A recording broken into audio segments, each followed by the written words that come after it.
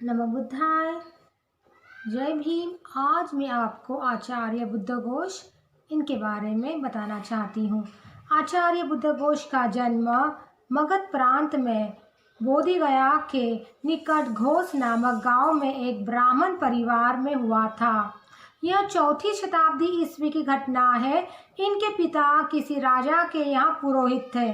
कहते हैं कि इनके जन्म के समय नौकरों और ब्राह्मणों का खाओ पियो इत्यादि मधुर शब्दों का घोष घोष मतलब जोर हुआ। इस कारण इनका नाम बुद्धघोष पड़ गया।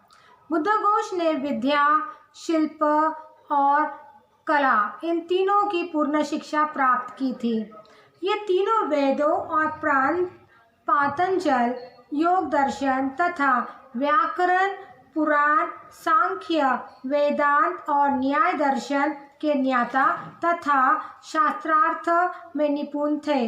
इनके बारे में प्रसिद्ध है कि 7 वर्ष की अल्पावस्था में ही ये तीनों वेदों में पारंगत हो गए थे। बौद्ध धर्म से प्रभावित होकर ये बौद्ध भिक्षु बन गए। उस समय के प्रसिद्ध महाथेर रेवत से इन्होंने दीक्षा ली थी और गुरु के आदेशानुसार सिंहली अट्ठकथाओं के अध्ययन और उनका पाली में अनुवाद करने के लिए ये श्रीलंका गए। श्रीलंका जाते हुए मार्ग में दक्षिण के विहारों में इनका अनेक विद्वान भिक्षुओं से परिचय हुआ, जिनमें थेर बुद्धदत्त और थेर ज्योतिपाल प्रमुख है, जो उस समय के प्रसिद्ध विद्वान तथा अपने अपने विहारों के अधिपति थे। आचार्य बुद्धघोष ने इनसे भी ज्ञान प्राप्त किया। बुद्धघोष 420 ईस्वी में सिंहल पहुँचे। श्रीलंका पहुंचकर बुद्धघोष ने वहाँ की भाषा सीखी। फिर अनुराधापुर के महाविहार के अध्यक्ष तथा प्रसिद्ध थे संघपाल सहित अलग अलग सिंहली अट्ठकथाओं के विशेषज्ञ आचार्यों से उन अट्ठकथाओं को पढ़ा।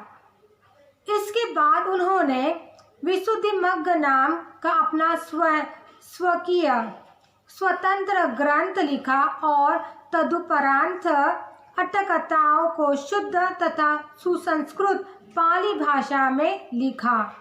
बौद्ध सिद्धांतों के महान व्याख्याकार तथा 5वीं शताब्दी के युग पुरुष आचार्य बुद्धघोष विभिन्न देशों में घूमते हुए अपने अंतिम दिनों में कंबोडिया गए और वहीं पर उन्होंने अंतिम सांस ली।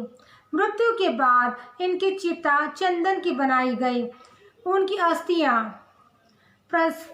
अस्थियां को बोधि वृक्ष के पास ले जाकर स्थापित किया गया और उनके ऊपर स्तूप बनाए गए। बर्मा और कंबोडिया में भी उनकी अस्थियों पर स्तूप बनवाए गए। आचार्य बुद्धघोष एक प्रतिभा संपन्न विद्वान, दार्शनिक और समीक्षक थे। समस्त संसार के बौद्ध विद्वानों की साहित्यिक क्षमता के विकास में आचार्य बुद्धघोष का महत्वपूर्ण योगदान है। पाली भाषा को समृद्ध और संपन्न बनाकर सिंहली भाषा के स्थान पर ग्रंथ रचना के माध्यम के रूप में स्थापित करने का श्रेय भी आचार्य बुद्धघोष को है। विद्वानों ने उनके पांडित्य की मुक्त कंठ से प्रशंसा की है। विद्वानों की धारणा है कि यदि आचार्य बुद्धघोष की अट्ठकथाएं नहीं होती तो भगवान बुद्ध के सिद्धांत और दर्शन की बहुत सी बातें अज्ञात ही रह जाती। बुद्धघोष के ज्ञान के विषय में कहा जा सकता है कि ब्राह्मण कुल में जन्म लेने के कारण संस्कृत तो उनकी मातृभाषा थी ही। बौद्ध भिक्षु बनने के पश्चात उन्होंने मागधी पाली पर भी पूर्ण अधिकार प्राप्त कर लिया था। इसके बाद उन्होंने श्रीलंका जाकर सिंहली भाषा का भी पूर्ण ज्ञान प्राप्त किया। अपनी अद्भुत विद्वता, धर्मनिष्ठा तथा लोक साधना के कारण इनकी बड़ी ख्याति और सम्मान था। श्रीलंका के प्रसिद्ध महाथेर संगपाल ने भी इनकी प्रशंसा की है। यह लंका द्वीप में पूजने लगे थे और स्वयं भगवान बुद्ध के समान इनकी मान्यता होने लगी थी। बौद्ध धर्म के प्रचार प्रसार के निमित्त उन्होंने श्रीलंका के अलावा बर्मा और कंबोडिया आदि कई अन्य देशों का भी भ्रमण किया। आचार्य बुद्धघोष बचपन से ही बड़ी विलक्षण बुद्धि के थे। इनके जीवन की कुछ घटनाएं बहुत प्रसिद्ध है। एक घटना के अनुसार इनके पिता राजा को वेद पढ़ाने जाया करते थे। एक दिन बुद्धघोष भी उनके साथ गए। पढ़ाते समय इनके पिता किसी कठिन पाठ पर अटक गए और राजा की आज्ञा लेकर घर आ गए। बुद्धघोष ने पिता की उस पुस्तक में उस कठिन पाठ का अर्थ लिखा दिया।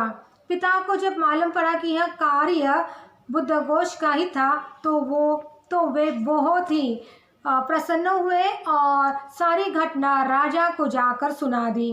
राजा ने हर्षित होकर बुद्धघोष को गले से लगा लिया और यह कहकर कि तुम मेरे पुत्र हो और मैं तुम्हारा पिता, उनको एक गांव पुरस्कार में दे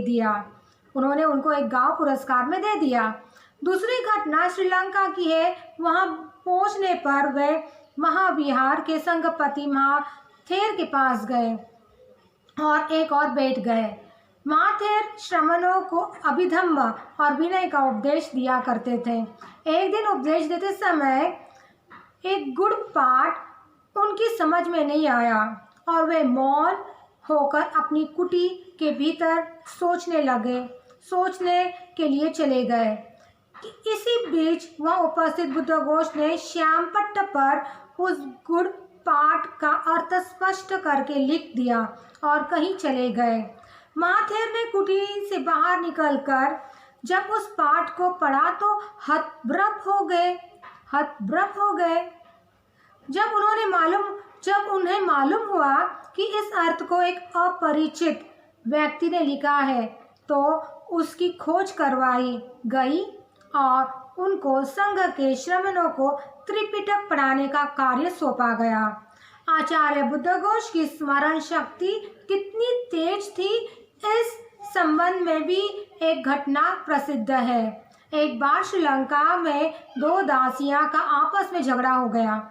उनमें से एक तालाब से पानी का घड़ा भरकर ऊपर ला रही थी और दूसरी खाली घड़े को भरने के लिए नीचे जा रही थी। किसी तरह दोनों के घड़े आपस में टकरा गए और उनमें से एक घड़ा फूट गया। उसने दूसरी को गाली दी। इस पर दूसरे ने भी गालियां देनी शुरू कर दी।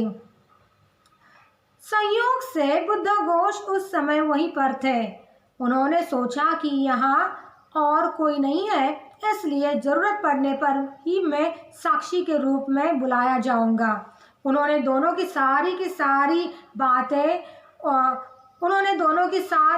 सारी बातें उन्हीं की बोली में बिना उसका अर्थ समझ क्रमश याद कर ली और लिख ली। हुआ भी ऐसा कि जिस दासी का घड़ा फूट गया था उसके स्वामी ने अधिकरण में मुकदमा पेश कर दिया। बुद्धघोष साक्षी के रूप में बुलाए गए। उन्होंने कहा, हम श्रमण लोग ऐसी बातों का ध्यान नहीं देते और न ही इन लोगों की बोली को ही समझ सकते, किंतु यह समझकर ही साक्षी के रूप में मुझे बुलाया जाएगा। मैंने इनकी सारी बातें लिख ली। ऐसा कहकर उन्होंने राजा के सामने उन दासियों की क्रमश गाली गलौज की सारी लिखी हुई बातें रख दी। राजा ने उसी के अनुसार अपना फैसला सुनाया। जब हारे हुए ब्राह्मण ने श्रमण की निंदा की तो राजा ने श्रमण की प्रशंसा की और कहा कि उसने ऐसा धार्मिक, तीव्र बुद्धि और ध्यानी श्रमण अब तक नहीं देखा। आचार्य बुद्धघोष ने अनेक ग्रंथों की रचना की, जिनमें विशुद्धिमग्ग, समंत पासादिका, कंख वितरणी, सुमंगल विलासिनी पपच सुदर्दना पपच सूरदना सार्थ